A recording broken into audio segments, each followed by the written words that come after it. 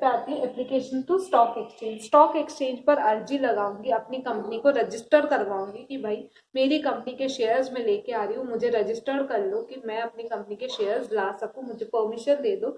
Shares SEBI ने तो permission दे दी, लेकिन स्टॉक एक्सचेंज पर मैं अपने आप को जाके रजिस्टर करवाऊंगी। An application is made to at least one stock exchange. बहुत सारे स्टॉक एक्सचेंजेस है इंडिया में, तो उसमें से जिसमें चाहूँ मैं अपनी एप्लीकेशन लगा सकती हूँ कि मैं परमिशन मांग रही हूँ उनसे कि मैं शेयर्स और डिबेंचर्स में डील कर लूँ कि नहीं करूँ, ऐसी परमिशन मांग रही हूँ। अगर मुझे परमिशन दे देते हैं तो ठीक है, नहीं मिलती है तो 10 हफ्ते तक मैं वेट करूंगी। 10 हफ्ते तक अगर वो लोग मुझे परमिशन दे देते हैं तो ठीक है, नहीं तो अगर मुझे परमिशन नहीं मिली है स्टॉक एक्सचेंज से तो मुझे 8 दिन के अंदर अंदर जितना भी पैसा मेरे पास मिनिमम सब्सक्रिप्शन के थ्रू आया है वो सारा वापस रिटर्न करना पड़ेगा। तो स्टॉक एक्सचेंज में मैं क्या करूंगी, अप्लाई करूंगी। अप्लाई करने के 10 हफ्ते तक मैं वेट करूंगी, 10 वीक्स तक मैं वेट करूंगी। अगर मुझे ये लोग परमिशन दे देते हैं तब तक तो ठीक है, परमिशन मिल गई तब मैं नेक्स्ट स्टेप पे आ जाऊंगी। लेकिन अगर परमिशन नहीं मिली तो 8 डेज के अंदर अंदर मुझे मिनिमम सब्सक्रिप्शन से मिलने वाला जितना भी पैसा था, जितने भी लोगों ने अप्लाई किया था, वो सारा मुझे वापस देना पड़ेगा। आया समझ में? मिनिमम सब्सक्रिप्शन में क्या किया, जितने भी शेयर्स कंपनी लेके आई है अपने प्रोस्पेक्टस के थ्रू इश्यू करने जा रही है, उसमें से कम 90% शेयर्स जो है वो सब्सक्राइब कर लिए गए हैं, लोगों के द्वारा खरीद लिए गए हैं।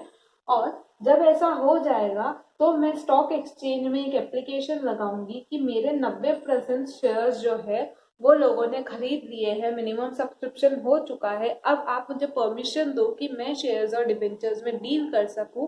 और ऐसी एप्लीकेशन देने के बाद 10 हफ्ते तक मैं वेट करूंगी। 10 हफ्ते के अंदर अंदर अगर स्टॉक एक्सचेंजेस से मुझे जवाब मिल जाता है तो ठीक है, 10 हफ्ते का टाइम पीरियड खत्म होते ही उसके 8 दिन के अंदर अंदर मुझे मेरे शेयर्स का सारा पैसा वापस देना पड़ेगा, क्योंकि मुझे स्टॉक एक्सचेंज से परमिशन नहीं मिली है डील करने के लिए। अगर मिल जाती है तो I am good to go, मैं नेक्स्ट स्टेप पर आ जाऊंगी। 10 हफ्ते के अंदर अंदर मेरे पास परमिशन आ जाती है तो मैं क्या कर दूंगी, अपने शेयर्स अलॉट कर दूंगी, अपने शेयर्स दे दूंगी। किसको दे दूंगी, जिन जिन ने मेरे शेयर्स को सब्सक्राइब किया है उन सबको मैं शेयर्स अलॉट कर दूंगी, दे दूंगी। Number of shares allotted is less than the number applied for, or where no shares are allotted to the applicant, the excess application money, if any, is so to be returned. अब जैसे क्या होता है, ऐसे देखना कि क्या होता है कि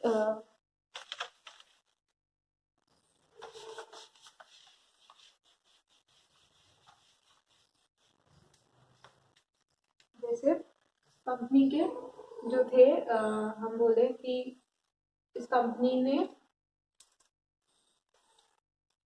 1000 शेयर इश्यू किए, ठीक है, 1000 शेयर इश्यू किए। 5 जनों ने इसके शेयर लिए, एक ने 200 शेयर, एक ने 300 शेयर, एक ने 100 शेयर, एक ने 400 शेयर।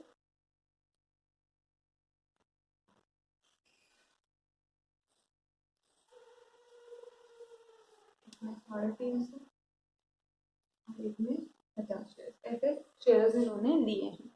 ठीक है, किसी कारण से मैं इसको तो मैंने 200 के 200 शेयर्स अलॉट कर दिए। कितने अलॉट कर दिए, 200 के 200 शेयर्स दे दिए कि तू ले जा भाई 200 शेयर्स।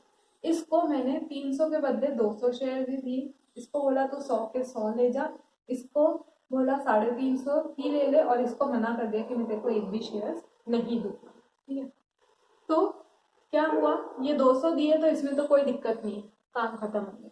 यहाँ जिसको 300 थे और 200 दिए तो इसने पैसा तो 300 का दिया होगा, तो जो 100 शेयर्स का पैसा बच रहा है वो इसको वापस रिटर्न कर देंगे।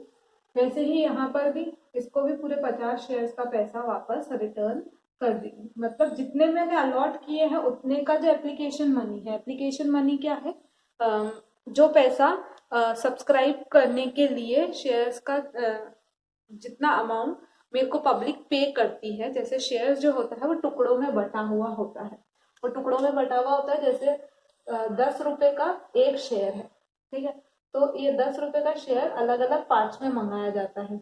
2 रुपए, सपोज 2 रुपए ऑन एप्लीकेशन, 3 रुपए ऑन अलॉटमेंट, 2 रुपए on first call, ₹2 on second call और ₹1 ऑन फाइनल कॉल, ऐसे करके टुकड़े टुकड़ों में मंगाते, एक साथ सारा पैसा नहीं मंगवाती है कंपनी। तो ये जो ₹2 एप्लीकेशन मनी के आए हैं, तो ये तो जिसने भी लिए हैं, जैसे इसने 300 शेयर्स लिए थे तो 300 इंटू 2 ₹600 पे किए होंगे, लेकिन इसको शेयर्स कितने अलॉट किए, 200 के ही शेयर्स अलॉट किए हैं, तो मतलब इसका अभी मेरे पास कितना पैसा बचा है, ₹200 बच रहे हैं इसके। ₹300 के शेयर्स थे, 300 शेयर्स थे, इसने ₹2 ईच के, तो ₹600 मेरे को पे किए, मैंने इसको दिए 200 ही शेयर, ₹2 ईच के, तो 400 हुए। तो अब इसका ₹200 जो एक्स्ट्रा मेरे पास पड़ा है वो मैं इसको रिटर्न कर दूंगी। ठीक है, तो ये होता है अलॉटमेंट ऑफ शेयर्स में। इस तरीके से एक पब्लिक कंपनी जो है वो अपना कैपिटल सब्सक्रिप्शन करती है। सबसे पहले वो सेबी की अप्रूवल लेती है, सबसे पहले क्या करती है, सेबी की अप्रूवल लेगी, फिर वो प्रोस्पेक्टस लेके आएगी। प्रोस्पेक्टस क्या है, इनविटेशन टू पब्लिक कि आप हमारी कंपनी के शेयर्स या डिबेंचर्स खरीदें। उसके बाद क्या करेगी, वो बैंकर्स को अपॉइंट करेगी, ब्रोकर्स को अपॉइंट करेगी, अंडरराइटर्स मतलब मीडियरीज को, इंटरमीडियरीज को अपॉइंट करेगी। उसके बाद ये चेक करेगी कि मिनिमम सब्सक्रिप्शन आ चुका है कि नहीं आया है। 90% ऑफ द शेयर्स इशूड, उसमें से 90% जितने शेयर्स इशू हुए हैं उसका 90% मेरे पास आ गया है कि नहीं आ गया, ये चेक करूंगी। उसके बाद मैं ये देखूंगी, मेरी कंपनी को मैं लिस्टेड करवाऊंगी, जाके रजिस्टर्ड करवाऊंगी, स्टॉक एक्सचेंज से परमिशन लूंगी। 10 हफ्ते के अंदर परमिशन दे दी तो ठीक है, नहीं तो उसके 8 दिन के अंदर अंदर मुझे मेरे जितना भी पैसा आया वो सारा वापस करना पड़ेगा।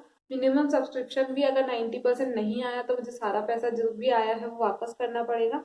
और अगर सब कुछ हो जाता है, वेल एंड गुड, सब कुछ हो जाता है, स्टॉक एक्सचेंज भी परमिशन दे देता है, तो मैं शेयर्स अलॉट कर दूंगी। अलॉट करने टाइम मैं ये देखूंगी कि मेरे को सारे शेयर्स अलॉट करने हैं या कुछ ही करने हैं, मैं कुछ ही कर पा रही हूँ क्या। अगर कुछ ही कर पा रही हूँ तो जो एक्स्ट्रा पैसा मेरे पास है, एक्सेस एप्लीकेशन मनी मेरे पास बचता है, मैं वो वापस रिटर्न कर दूंगी और बाकी लोगों को शेयर अलॉट कर दूंगी। ठीक है, ये था मेरा कि किस तरीके से एक पब्लिक कंपनी कैपिटल रेज कर सकती है।